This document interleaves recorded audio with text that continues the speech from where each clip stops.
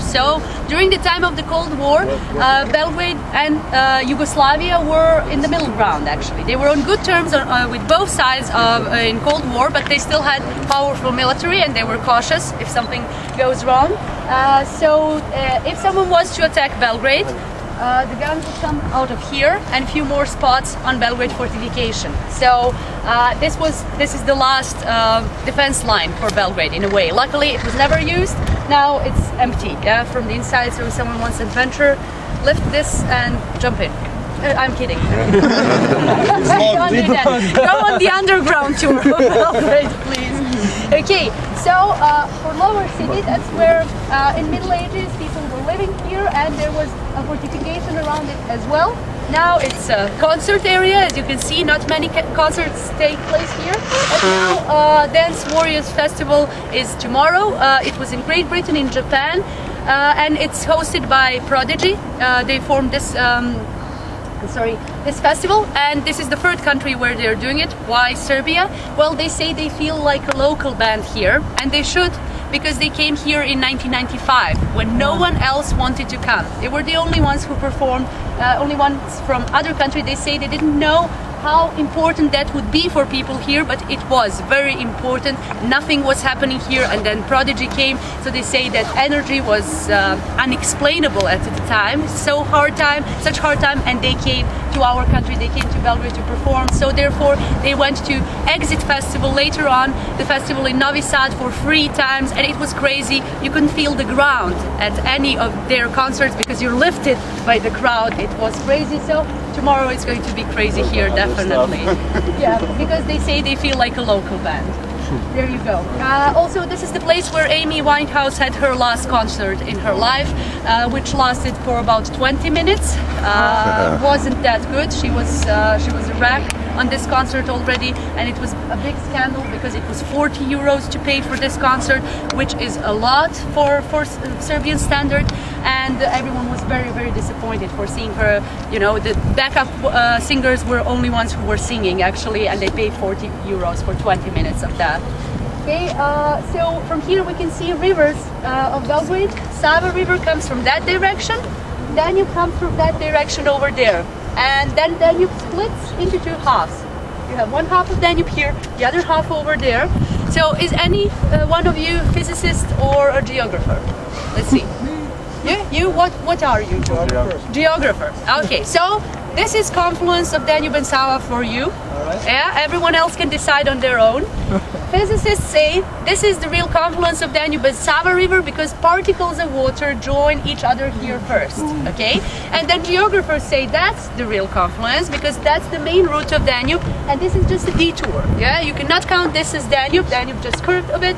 Yeah, that's the real Danube over there, and that's the real confluence. So pick your favorite, yeah? That one over there or this one over here. This green area over here in the middle is called Big War Island. It's a jungle in the middle of the city. Why Big War Island? Because of 18th century, because Ottomans were here, Austrians were on the other side, and they were fighting through the island all the time. Now it's not a war island, it's a very peaceful area. It's a place for migrating birds. It's a naturally protected area. And you can approach it through an improvised military bridge, which connects New Belgrade with the island. On the other side, over there, you can see one tower in the distance, and landscape which is different from the rest of that area, yeah? It's Zemun city. It was a separate city from Belgrade until the end of Second World War, so it has its own history and architecture and central part of the city, but it merged with Belgrade after Second World War when they built New Belgrade, okay? All the concrete buildings that you can see here. Zemun is definitely worth visiting. You can visit it in the evening. They have really nice kafanas. They are all by the river. They have live music there, and all the architecture is really old because Zemun was not damaged in First and Second World War. You can take a free walking tour tomorrow afternoon at 3 in Zemun as well. The meeting point is at the same place where we met today. So they say injustice was done to Zemun because it's just part of Belgrade now, so you come visit Belgrade, don't go to Zemun, but it's actually a very interesting city within the city of Belgrade. New Belgrade was built after Second World War to host as many people, as much business as possible. And it was built in one special architectural style, which is called brutalism. It was practiced in socialism and communism, not pretty, but practical. Some countries even went to abandon the whole city parts which were built in this style of architecture. We couldn't afford that kind of luxury, yeah? Yeah, it's lots of housing there. First, they were calling it dormitory of Belgrade because there were only flats there, but now it's pretty equal with all part of the city because it has theaters and concert halls and recreational areas. Also, you can see the tallest building in New Belgrade over there. It's called West Gate of Belgrade. And it was supposed to be symbol of whole city in 1980 when it was built. Now it's also a brutalist building. And it was supposed to be a tourist attraction. There's this rotating part, and that's this round part that was supposed to be a rotating restaurant. And they made the restaurant, never made it rotate. I don't know why. Yeah. Anyway, it didn't become tourist attraction. No one went there. And also, this restaurant is now only for people who are working in that building. So definitely not a tourist attraction. You cannot visit it. It didn't become symbol of Belgrade. We kept our symbol from 1928. Do you know what's symbol of Belgrade? No? No one knows? Anyone? Good one. We have a huge monument of Rakia. Yeah. There's a big statue up here, isn't there, of a Nike man? Yes. It's a he, yeah? He's a monument. He's 18 meters tall. His name is Viktor Pobednik in Serbian, and he's naked. 18 meters tall naked guy is symbol of the whole city. You didn't know that, didn't you? Okay.